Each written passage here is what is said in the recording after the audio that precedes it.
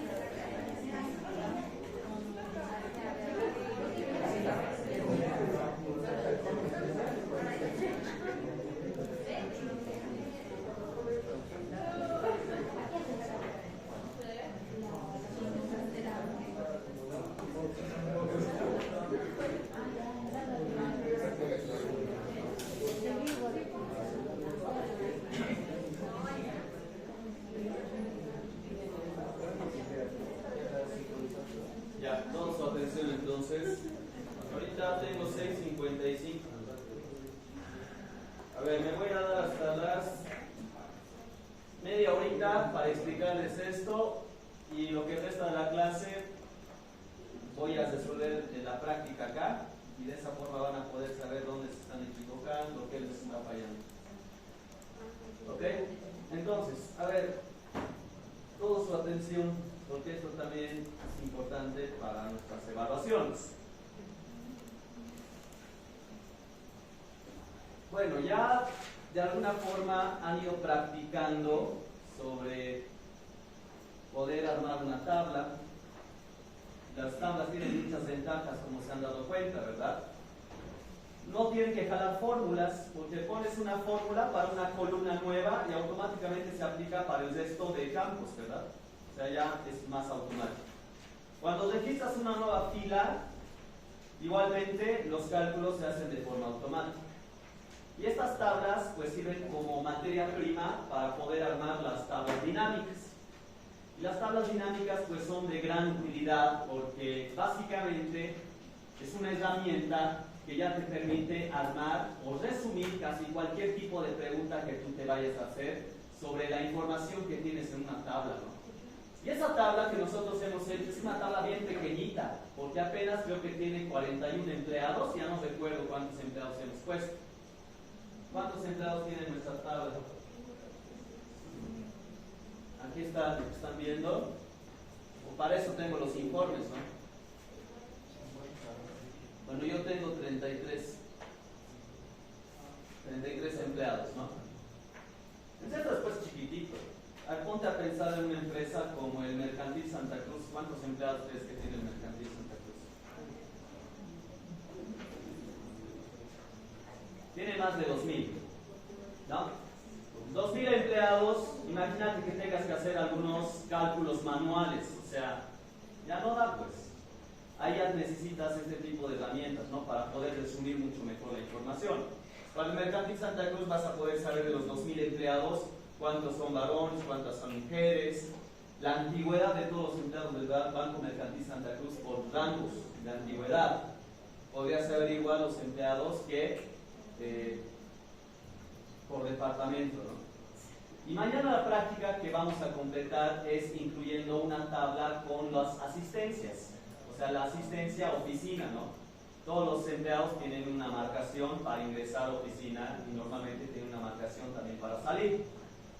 Inclusive puedes tener marcación para salir a almorzar y para volver, ¿no? Pero al menos vamos a considerar dos marcaciones: marcación de ingreso, marcación de salida. Solamente imagínate un rato en tu cabeza, hacer el control de cada mes de los ingresos y salidas de los 2000 empleados de forma manual.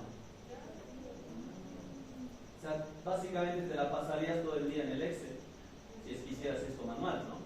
Pero si es que puedes lograr automatizar el proceso, o sea, básicamente lo único que te encargarías es de mantenimiento, de actualizar los reportes. Y sería, en vez de hacer una actividad diaria, una actividad de una vez al mes, básicamente. Solamente para reportar quiénes han faltado más, quiénes van a tener de repente descuentos, porque les pueden descontar, ¿no? Por retrasos. O que básicamente empleados casi no vienen, o se faltan, o tardan todo el tiempo, por frecuencia. O sea, podrías encontrar mucho tipo de información. Entonces, en esa situación voy a necesitar pues varias tablas. Y eso es lo que nos va a ayudar a administrar un poco mejor esta herramienta del Excel que se llama Power Pivot. Como aquí lo menciona, el Power Pivot es una herramienta que nos va a permitir analizar datos y que está disponible en Excel.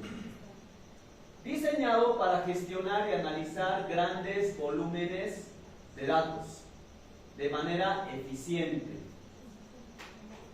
No sé si se acuerdan cuántas filas tiene disponible el Excel.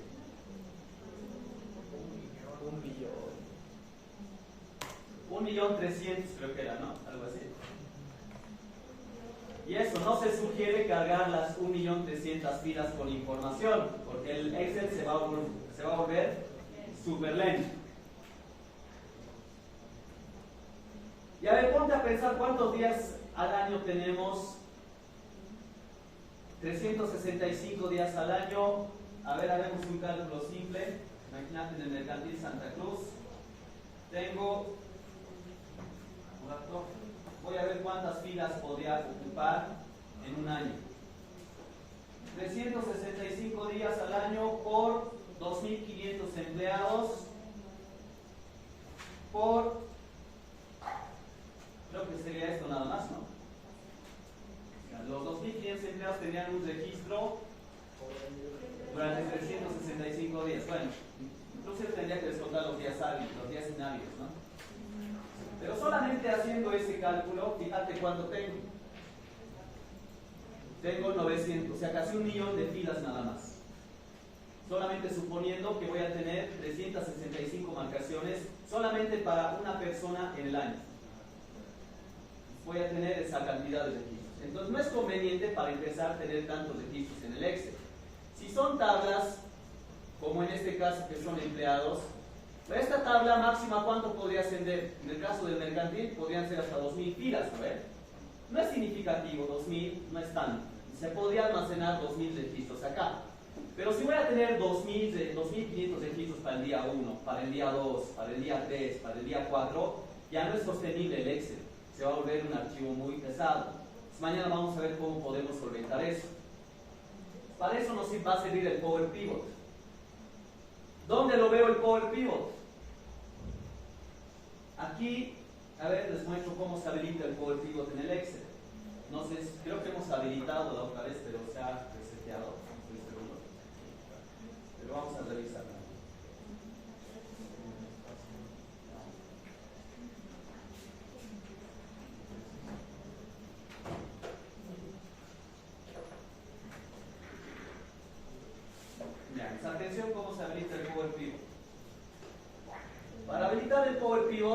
tendría que ser una pestañita aquí entre las que ya tenemos. Como no aparece Power Pivot, tengo que habilitarlo. Vamos a ir a configurar archivo y opciones. Esta misma pestañita donde hemos configurado otras cosas, ¿no? Como el tema del autoguardado, el tema de los separadores de miles y decimales. Pero aquí en opciones de Excel voy a ir a complementos. En el mismo lugar donde habilitan análisis de datos para regresión, eso lo han debido ver en otros momentos, ¿no? Aquí está, complementos de Excel, ahí puedes habilitar análisis de regresión y los otros análisis, pero lo que yo quiero es habilitar complementos com. Este es el que me interesa, complementos com. Vamos a ir y aquí está disponible Power Pivot. Power Pivot está disponible en el Excel, según recuerdo, a partir del 2016-17. ¿Qué Excel siempre tiene? Ya muy antiguo, chicos, tienen que poner el menos el 2016. Tiene cajón atrás. No, pues. Ya, ahí está, Power Pivot por Excel, ¿no? Les debería aparecer en estas máquinas. Aceptar, y aquí me ha habilitado el Power Pivot. ¿Se dan cuenta? Aquí está.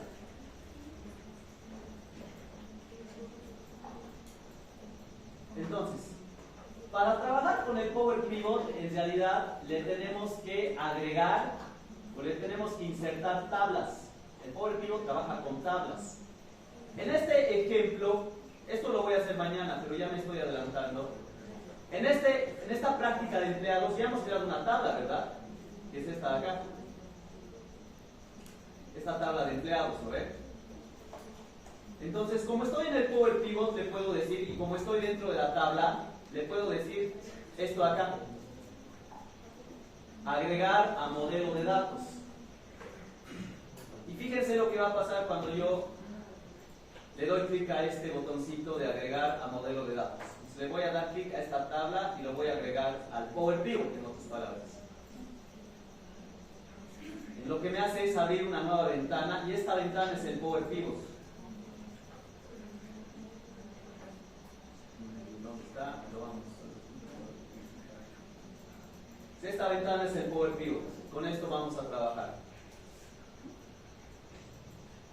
Si se han dado cuenta, lo que me ha hecho es cargar esta tabla de empleados que hemos generado. Está desde el código empleado hasta la antigüedad. Todo eso que habíamos ido calculando. Todo eso está ahí cargado. Y aquí abajo, si lo amplío, aquí hay una pestañita para verlo de otra forma esta tabla. No sé si se logra visualizar bien, pero aquí abajo, esto es lo que me interesaría ver por el momento. Son como 3 tablitas ahí, ¿no? Le doy clic. Y vamos a ver qué me aparece.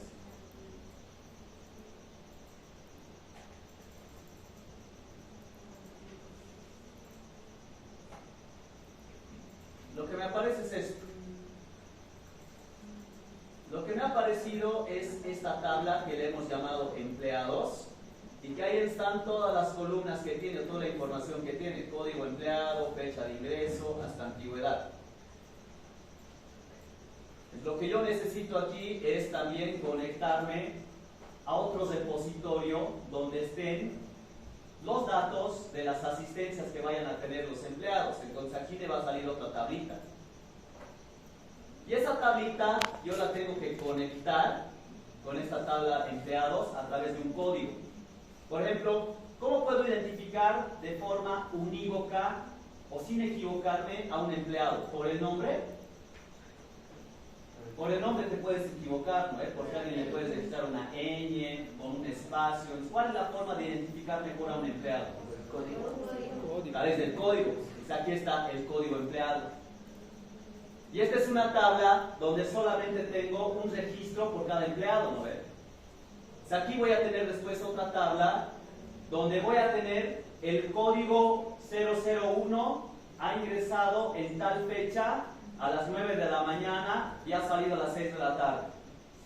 El mismo código 001 ha ingresado el día, no sé, 20 de abril y ha ingresado este día a las 9 de la mañana y ha salido a las 5 de la tarde. O sea, pues ahí voy a tener otra tabla mucho más grande donde va a estar el comportamiento diario de cada uno de estos códigos. Lo que voy a hacer es relacionarlos para que puedan conversar entre sí. Y de esa forma va a ser mucho más eficiente. A esto quiero llegar entonces. Justamente en eso nos va a ayudar el Power Pivot. Y fíjense lo que dice más aquí arriba. ¿Qué dice acá? Ese es el objetivo en realidad. Lo que yo voy a poder obtener como resultado son tablas dinámicas que se van a alimentar a través de varias tablas entre sí. Van a conversar entre las tablas y a través de esas tablas voy a poder crear tablas dinámicas. Bajo la misma lógica que ustedes han generado, ¿no? Sus tablas dinámicas igualito, en filas, columnas, valores, filtros. Pero la diferencia va a ser de que se va a nutrir de mucha mayor información. Pues para eso nos va a servir el Power Pivot básicamente. ¿Sabes Power Pivot? Ya tienes algo que te va a diferenciar de otros profesionales. Eso ya les garantizo, al menos ahora en la actualidad, que no muchos saben manejar. ¿Sabes manejar Power Pivot? Puedes ir a la herramienta de excelencia de Microsoft para inteligencia de negocios, que es Power BI. No sé si han escuchado de Power BI. Pero Power Pivot básicamente es lo mismo que Power BI. Igual es lo mismo hacer relaciones, hacer calculitos, va a ser lo mismo. Entonces esta es la herramienta que vamos a explicar de forma general. Puedes realizar análisis avanzados, crear relaciones, justamente como mencionábamos, entre diferentes tablas de datos y generar informes interactivos con mayor facilidad. Entonces, aquí necesito conceptualizar tabla. ¿Qué cosa es la tabla? Hemos dicho en algún momento. La tabla es un conjunto de filas y columnas. Esa es una tabla básicamente, ¿no? Las columnas que representan atributos, ¿no? El nombre, el código, el departamento, es lo que tengo en las columnas. ¿Y qué cosas se registran en las filas? Los datos de cada registro, ¿no ve? Entonces, hay que saber diferenciar que podemos encontrarnos con dos tipos de tablas. Lo que se conoce como tabla de hechos y la tabla de dimensiones. ¿Qué diferencia hay entre una tabla de hechos y una tabla de dimensiones? A ver, las tablas de... Por ejemplo, nosotros tenemos una tabla de empleados, ¿no ven? Tabla empleados. Esta tabla de empleados tiene un código principal que es el código empleado. Y tiene varias columnas, ¿no? ¿Cuántas filas hemos registrado para nuestra tabla de empleados? 38 dijimos, ¿no? ¿O 33? Se va a ver un código empleado 1, 2, hasta el 33. Esta tabla de empleados que nosotros hemos generado, en realidad es este tipo de tabla. Es una tabla de dimensiones. ¿Por qué se llama tabla de dimensiones? Básicamente por lo siguiente. Las tablas de dimensiones normalmente tienen más columnas que filas. O sea, esto normalmente es lo que es más abundante, las columnas. Y filas no suelen ser tantas. ¿A qué me refiero con esto? Cada fila en esta tabla de empleados es un empleado, ¿no ve? Aquí tengo el código del empleado 1 y tengo las características de ese empleado, ¿no ve? Cuánto gana, qué género es, cómo se llama, etc. Las tablas de dimensiones no se actualizan tan frecuentemente, porque a ver, ponte a pensar, ¿será que todos los días entran nuevos empleados? Pues es algo que cada día tengo que actualizar 10 empleados más, 5 empleados más, 100 empleados más. No, ¿verdad? Es una tabla que sí puede ir creciendo en filas, pero no va a ser tan frecuentemente.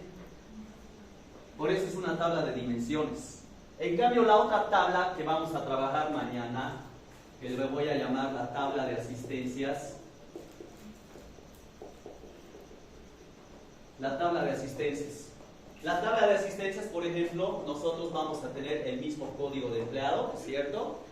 También voy a tener otra columna que se va a referir a la fecha.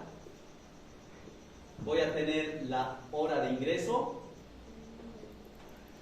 No necesito el nombre aquí, porque únicamente teniendo el código ya se va a comunicar con esta tabla y ya va a saber cómo se llama ese empleado. Ya va a saber qué género tiene. O sea, a partir de este código ya se comunica con eso. Es lo que vamos a ver mañana. No necesito repetir aquí nuevamente todo. Solamente necesito esto, porque con esto ya puedo saber todo a través de esta tabla que tengo ahí. O sea, aquí voy a tener fecha, hora de ingreso y hora salida. Y a esto quiero ir, fíjense. Para el día 1, para el 1 de enero, ¿cuántas filas voy a tener? Si aquí tengo en mi tabla 33 empleados. Para el 1 de enero, bueno, es feriado, ¿no? Para el 2 de enero, ¿cuántos registros tendría que tener esta tabla? ¿Cuántos empleados hay? Se sobreentiende que en el primer día hábil del año tendría que tener 33 filas, ¿no? El código 1 empleado en el 2 de enero ha entrado a tal hora, ha salido a tal hora, ¿no? Y así sucesivamente hasta llegar al registro 33. ¿Qué va a pasar el día 3 de enero, el segundo día hábil del año? ¿Va a crecer esta tabla? Otra vez va a crecer, pues ¿cuántos registros más va a crecer? Otros 33, y va a volverse de 66. Y si van ingresando nuevas personas, cada vez va a haber mayor cantidad de registros por día, ¿no? Entonces esta tabla es una tabla creciente, ¿verdad? Entonces, fíjate, solamente en 10 días, ¿cuántos datos vas a tener? 330. Entonces esta es una tabla de hechos, básicamente. La tabla de hechos, una tabla de hechos, más bien es al revés que una tabla de dimensiones. Tiene más filas que columnas. Tiene más filas que columnas. Porque ¿cuántas columnas aquí nada más identificado? 4. Y no sé si necesita alguna otra columna. Con estos datos suficientes puedo monitorear todas las asistencias e ingresos. No necesito departamento, porque el departamento ya lo tengo ahí en el empleado. ¿Qué otro dato más quisiera saber para asistencias? Hora de entrada, hora de salida y la fecha. ¿Qué más necesitas saber? Descanso. Puede ser hora de entrada al almuerzo, salida al almuerzo. 2 columnas más podría ser. Pero creo que no necesito nada más. Voy a tener máximo 4 más esas 2, 6 columnas máximo. ¿Y cuántas filas voy a tener? Va a ser súper grande, ¿verdad? Voy a tener 330 filas y va a ser creciente cada día. Esta tabla todo el tiempo va a ir creciendo, por eso tiene más filas que columnas y por eso se llama la tabla de hechos. ¿Y por qué resulta ineficiente lo siguiente? Fíjense, a ver, en el Mercantil Santa Cruz hemos dicho 2.500 empleados y 2.500 empleados por 360 días creo que son casi 100.000 registros, ¿no? Pero son casi, ¿cuánto era? Casi 1 millón ya llegaban, 951, algo así creo que.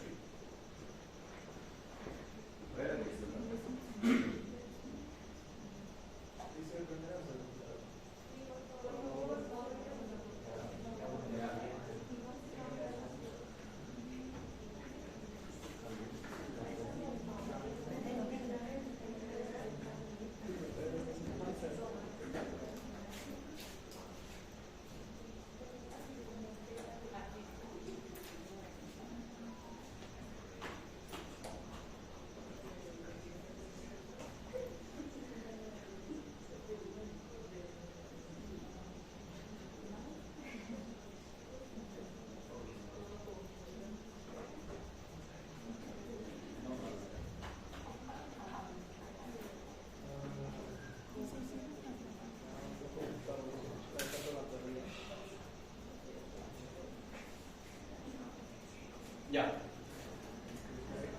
Entonces, a ver, nuevamente, quiero darle los siguientes datos. Imaginemos que tengo 2.500 empleados y tengo 360 días. Esa es la cantidad de filas que voy a tener, 900,000. Entonces eso ya es pesado. Entonces imagínate que tengo aquí, obviamente, tengo 900,000 filas y tengo, en este caso, 4 columnas nada más, ¿no? Imagínate que yo digo, pero también le agregaremos aquí para conocer el nombre y en qué turno está y qué género tiene. Imagínate que le agrego 4 datos más aquí a esta tabla. Le agrego nombre, le agrego género, turno y departamento. 4 columnas más le voy a generar. A ver, esta tabla por el momento, imagínate, es de 900,000 filas. 900,000 filas por ¿cuántas columnas? Por 4. O sea, ¿cuántas celdas se han llenado con información? 900,000 por 4. ¿Cuánto es? 3.600.000. ¿No es? ¿Sí? 3.600.000 celdas con información. Porque eso es lo que hay en 900,000 filas y 4 columnas. ¿No? Pero imagínate que solamente por querer ver reflejada aquí la información dices, le voy a agregar nombre, turno, departamento y género. Voy a tener otras 4 columnas más. Y otras 4 columnas más con 900,000 filas, ¿cuántas celdas más voy a tener? O sea, se va a duplicar, ¿verdad? Y eso es lo que tiene que procesar tu máquina. Ahí le vas a exigir procesador, le vas a exigir memoria. Entonces no es eficiente si ya solamente tienes el código y con este código ya te comunicas, ya puedes saber toda la información que tú quieras saber de ese código empleado. Porque sí, también podríamos trabajar en una única tabla y en esa única tabla poner toda la información que yo quiero. Que aquí aparte del código, las fechas y las horas, también me salgan todo lo que hay en esa tabla. Pero va a resultar pues súper ineficiente porque voy a tener columnas de más y filas de más con información de más que voy a tener. No sé si se entiende el ejemplo. Lo que quiero básicamente es eso. Quiero tratar de evitar sobrecargar a los recursos que tiene mi máquina. Porque eso igual se va a materializar en costos. Vas a tener que comprar más memoria para las máquinas que tengas en tu organización, mayores servidores. O sea, al final consume mayores recursos tecnológicos. Y a nivel de usuario te va a tardar mucho más en actualizar tus reportes y tú quieres que se actualice lo más rápido posible, ¿no? Entonces esa es la ventaja de poder separar la información que te interese en 2 tablas separadas. Por eso es necesario tener por un lado tabla de hechos, porque esta tabla de hechos la vamos a sobrecargar de filas. En cambio las tablas de dimensiones van a tener por un único código toda la información que nosotros queramos. Repito, ¿qué es una tabla de hechos? La tabla de hechos es una tabla central en un modelo de datos de tipo estrella. Bueno, es que normalmente alrededor de esta tabla de hechos se conectan varias tablas de dimensiones. O sea, la tabla de hechos es la tabla central, básicamente lo que dice ahí. En un almacén de datos o data warehouse, esos ya son conceptos más específicos. La tabla de hechos contiene información cuantitativa y numérica. Normalmente tú vas a querer generar cálculos con lo que tengas en la tabla de hechos, que representan eventos o transacciones de un negocio. La tabla de hechos suele contener registros de datos que se pueden agregar o se pueden resumir. Ejemplos comunes de tablas de hechos incluyen una tabla de ventas, todo el tiempo las ventas van aumentando, tabla de inventario, tabla de transacciones financieras, tabla de estados financieros, etc. Las tablas de hechos generalmente contienen claves foráneas. Este código empleado que yo le agregaría a una tabla de hechos es una tabla foránea, es una clave externa. Luego les voy a hablar de claves.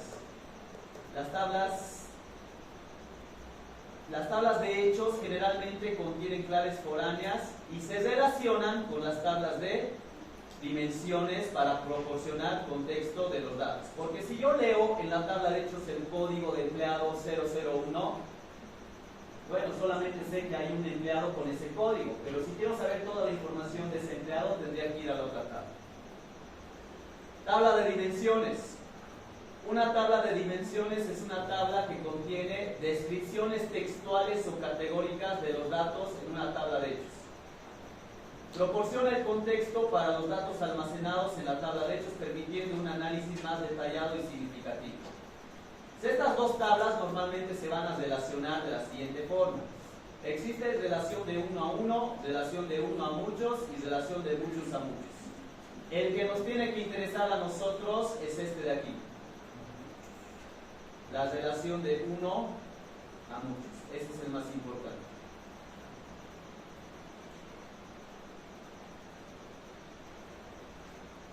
¿Por qué de uno a muchos? Por lo siguiente.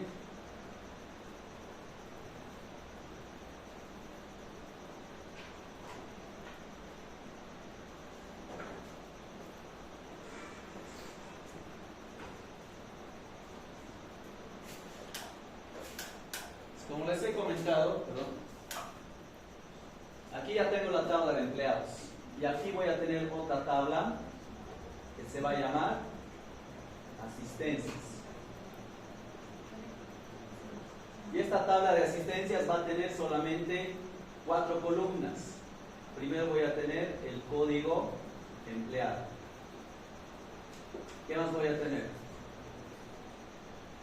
Voy a tener la fecha.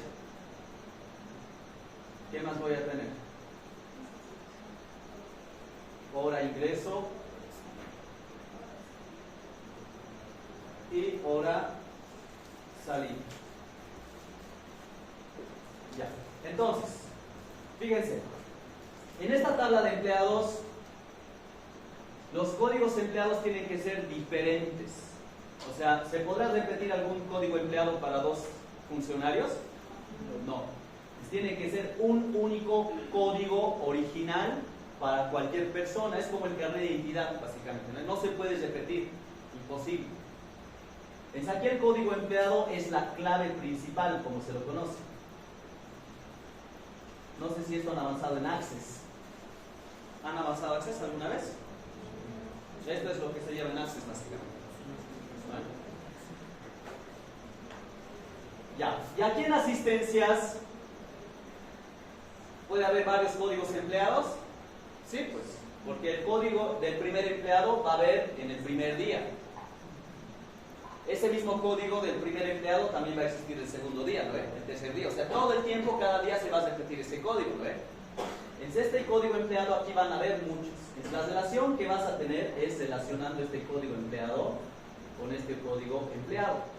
Y la relación va a ser de 1, porque aquí hay solo un código por empleado. ¿Y cuántos códigos por empleado hay aquí? Muchos. Entonces esa es la relación que vas a tener, de 1 a muchos.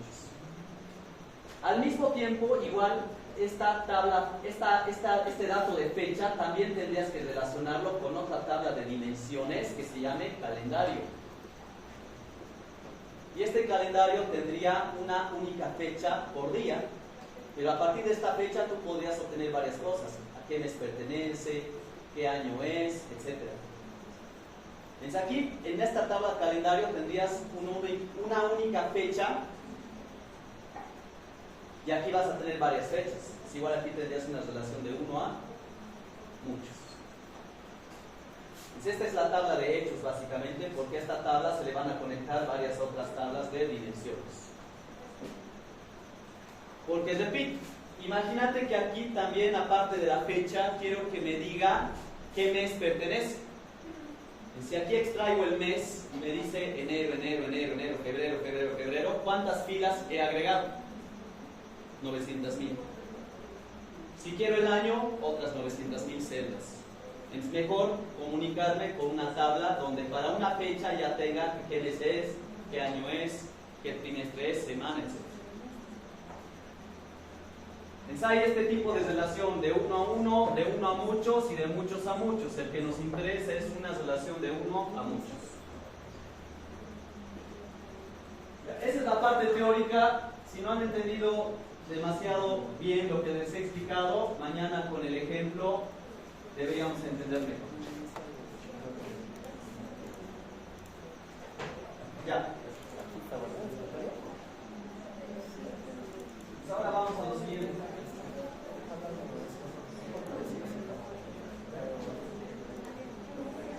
Es la tarea, ¿no? Ya. Creo que varios de ustedes ya han finalizado esta tarea. ¿Casi? ¿Qué les falta? Hay un error que no se está pasando. También. No sé qué pasa. A ver, veamos si yo me toco con el mismo error. No debería, pero vamos. ¿Qué será?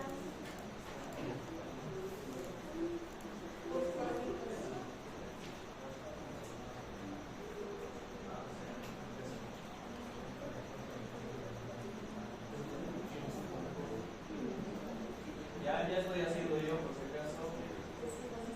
Instrucciones, enfocar hacia el Excel, la hoja de texto. Ahí está. Datos, texto en columnas, delimitador, siguiente, punto y coma. Finalizar. Ya está.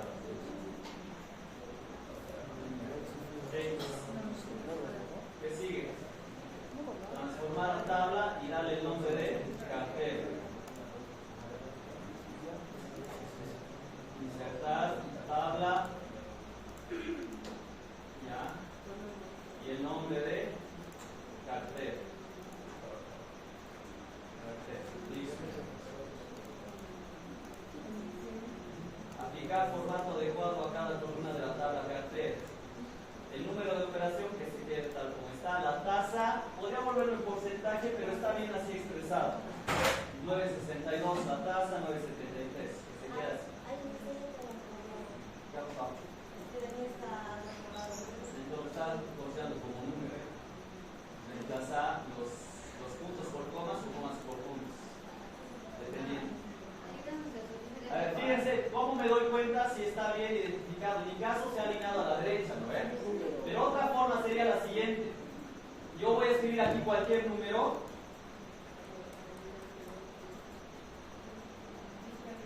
Y aquí yo me doy cuenta que en mi Excel el punto es para decimales y las comas es para separadores de miles.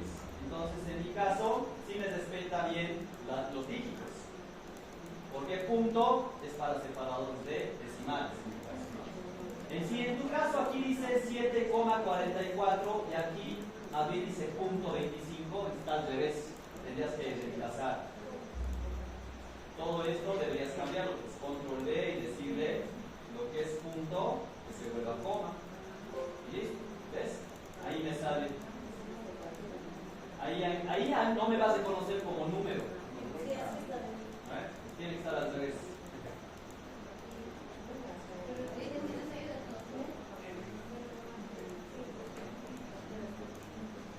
Lo único que tendrían que hacer es seleccionar la columna, control B grande, y ahí le dicen reemplazar. ¿Qué símbolo quieres reemplazar por qué símbolo?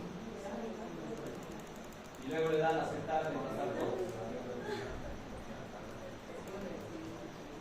Voy a continuar. Plazo. Esto está expresado en días. Le voy a poner separadores de días. Ya está. Cuenta contable, la dejo como está. Fecha de desembolso. Le voy a convertir en fecha. Ya está. Saldo. El saldo lo voy a expresar en ¿cuánto es ahí bolivianos? Ay. ¿Dónde está?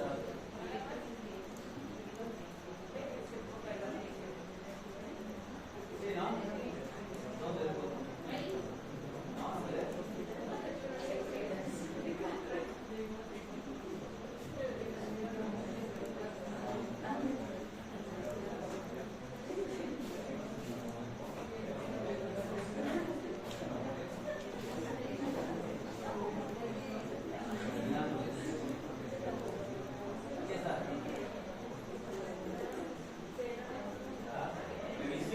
revisión también debería estar en boliviano. Bueno, debería, pero no es indispensable.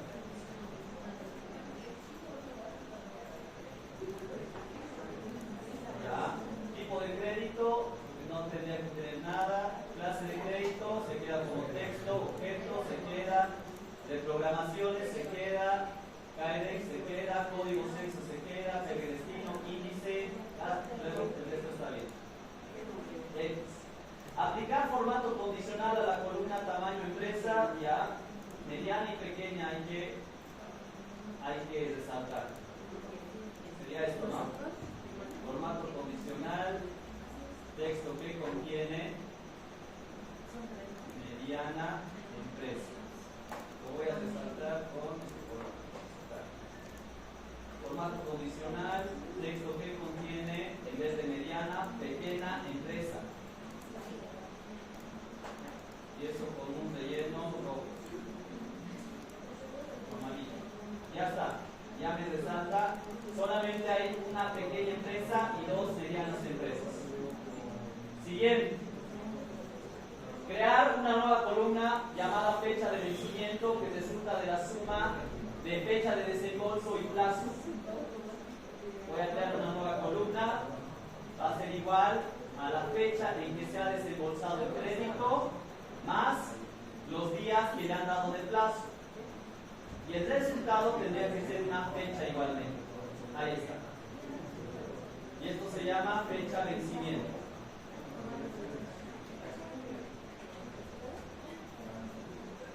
O sea, este primer crédito se ha otorgado el 12 de marzo de 2009. Este crédito tiene un plazo de 9.000 días. Es un crédito de vivienda a largo plazo. ¿Cuándo va a vencer este crédito? Va a vencer en el 2033. Ahí va a terminar de pagar. Siguiente. Necesito una nueva columna llamada código moneda. Para eso voy a extraer el último dígito de la columna cuenta contable para identificar la moneda de la operación del crédito. Entonces, función derecha. Cuenta contable, aquí está, y le digo de la derecha el primer carácter o dígito, y ahí me sale, ¿no? Aquí la recomendación era para un paso posterior volverlo número, porque aquí, fíjense, se lo ha vuelto a la izquierda, ¿no ves? Entonces, antes de la función derecha, yo le voy a poner valor número, y le voy a cerrar paréntesis, y ya se me alinea a la derecha, ya lo ve como número. Ah, no, pero no era para esto, era para los tres dígitos, ¿no ves? No, igual, aunque no esté, igual. Lo voy a dejar como está. Vas a ver cómo voy a solucionar. Código. ¿Código qué era? ¿Género? Código moneda.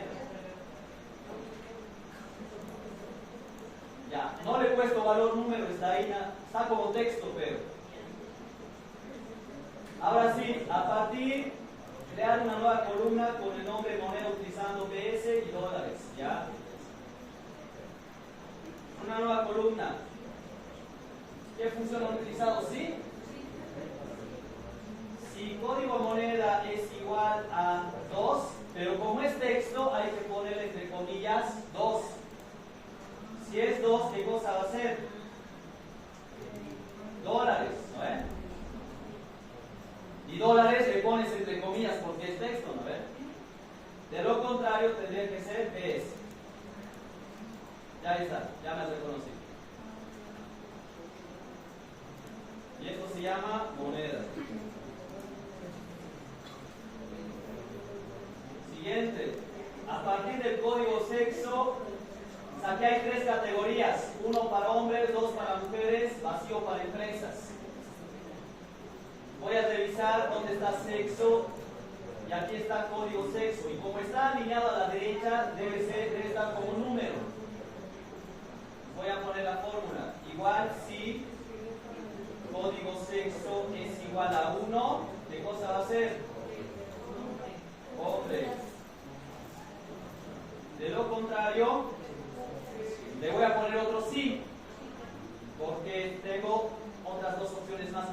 ¿no ven? Le pongo otro sí, le digo si el código sexo es igual a 2, entonces debería ser mujer. De lo contrario, la única opción es que esté vacío, que sea una empresa.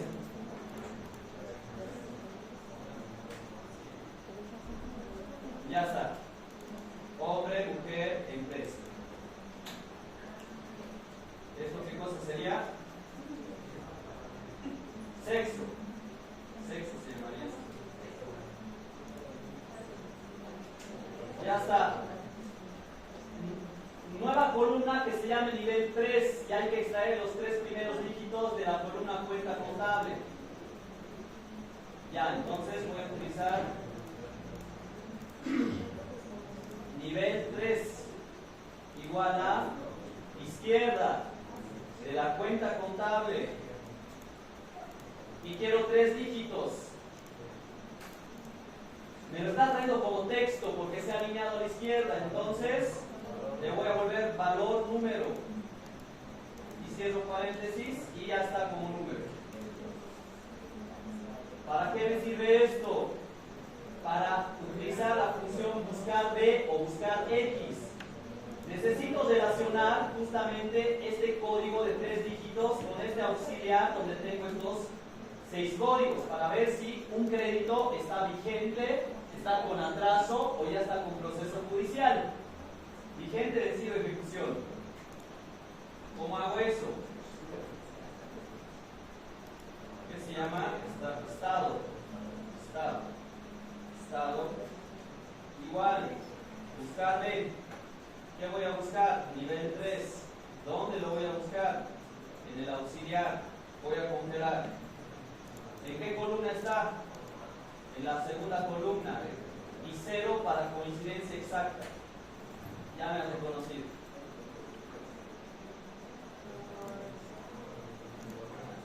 X. Ahora es hacer tablas dinámicas. Tabla dinámica, cartera, es el nombre, cartera estado. Insertar, tabla dinámica, cartera, está bien. Y le voy a llamar cartera estado.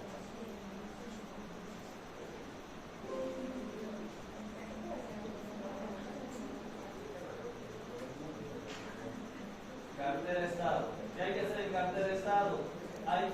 Quiere conocer el saldo de las operaciones según el estado. Para ello, en filas estado y en valores saldo, realizando una suma. ¿Ya? Nos quiere el estado, que es lo último que he calculado acá, y el saldo en valores. Y una suma. Ya me está haciendo la suma. Formato, número. ¿Les ha salido 0 y vencido? Sí. No hay ninguna operación vencida. A ver, vamos a revisar.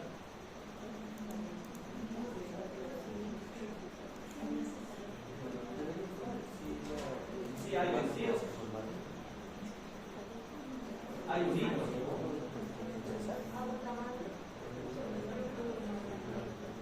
Ah, ya, pero su saldo es 0. Su saldo es 0. No debería tener 0.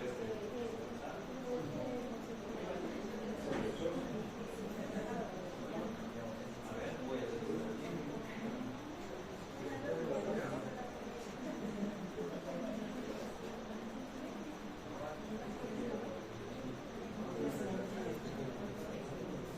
¿Qué operación es? Abajo de esta.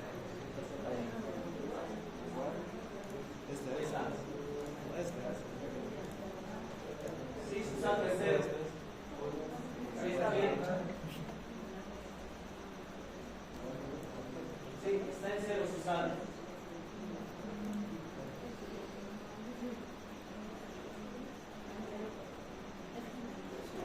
Ya, 0. ¿Qué más hay que hacer con esto? Solo eso. Un gráfico circular. Insertar, gráfico dinámico, gráfico circular.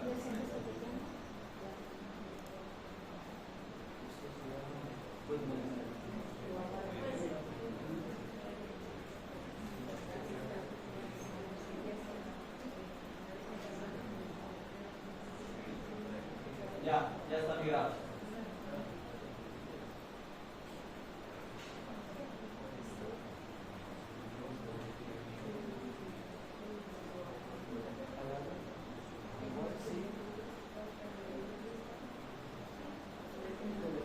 Ya, así lo veo.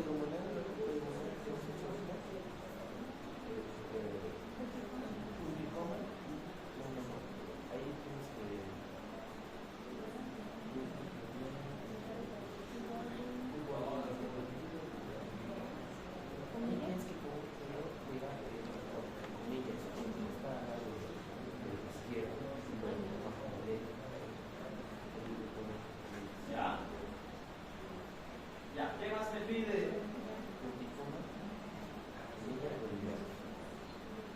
Ya, otra tabla dinámica, cartera tasa.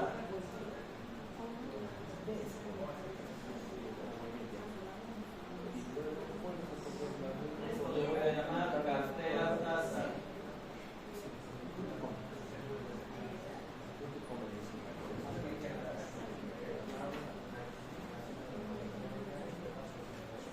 Ya, ¿qué hay que hacer para cartera tasa?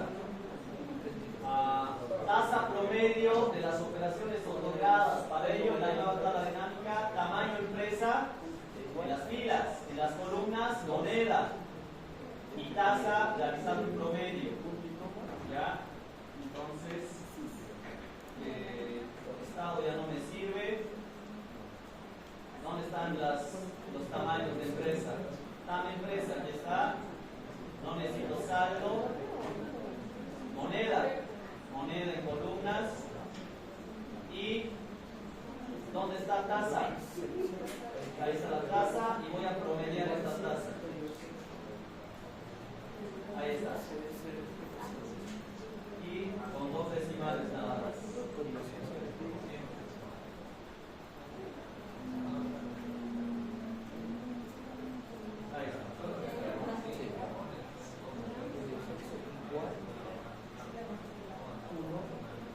Ahí está.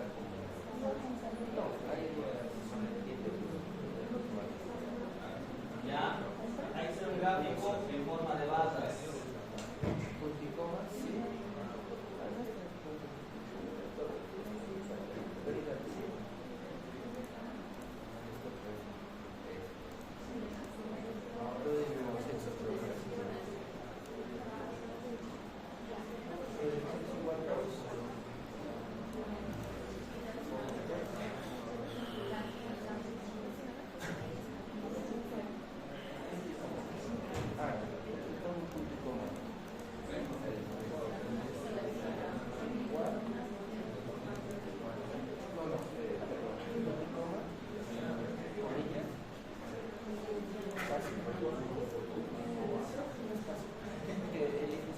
Ya, y fíjense, este gráfico es bien interesante porque me dice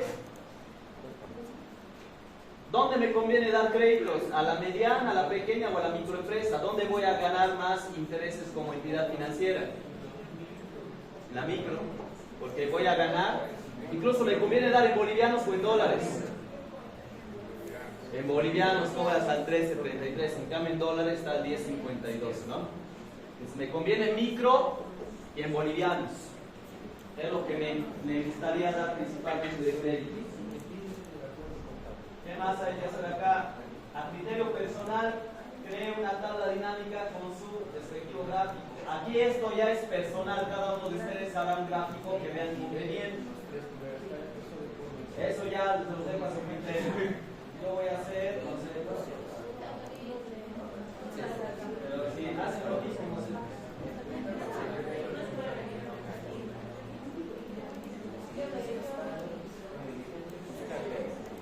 ¿Quiénes son más morosos, los hombres o las mujeres? ¿Quiénes saben?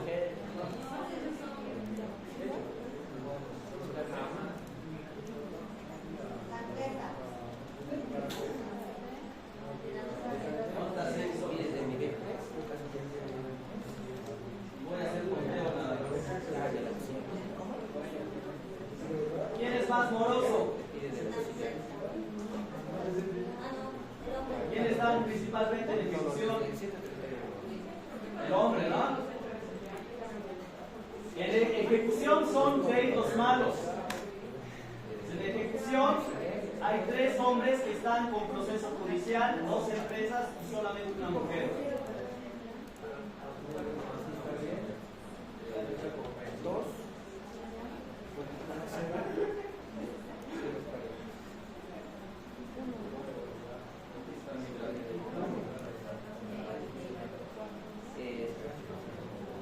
Incluso les debía haber pedido que interpreten y todo, ¿no?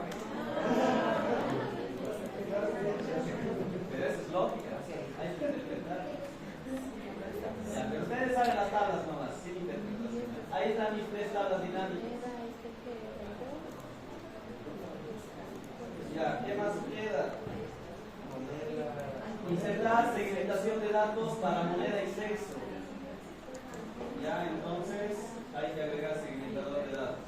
Analizar segmentador de datos para, ¿qué cosa será? Moneda y sexo. Moneda, aquí está. De hecho es la primera, pero la tengo que vincular con las otras. Selecciono el segmentador a segmentación y conexión de informes. Y lo voy a conectar con cartera tasa y con esta tabla que no le he dado nombre. Lo mismo con este otro segmentador. Selecciono el segmentador, segmentación, conexión de informes. Y selecciono las otras tablas dinámicas. Aceptar. Tiene que estar ahí.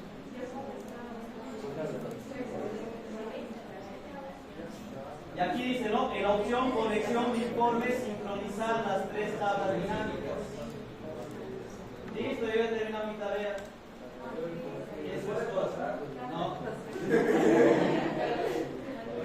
Por si acaso, les he pasado un PDF en el Moodle. Ahí está explicado dónde puedes hacer conexión de informes, tabla dinámica, de formas de subida, pero les he pasado también material. Por si no han curioseado, ahí se PDF. Listo, yo ya he hecho mi tarea. Está muy bien.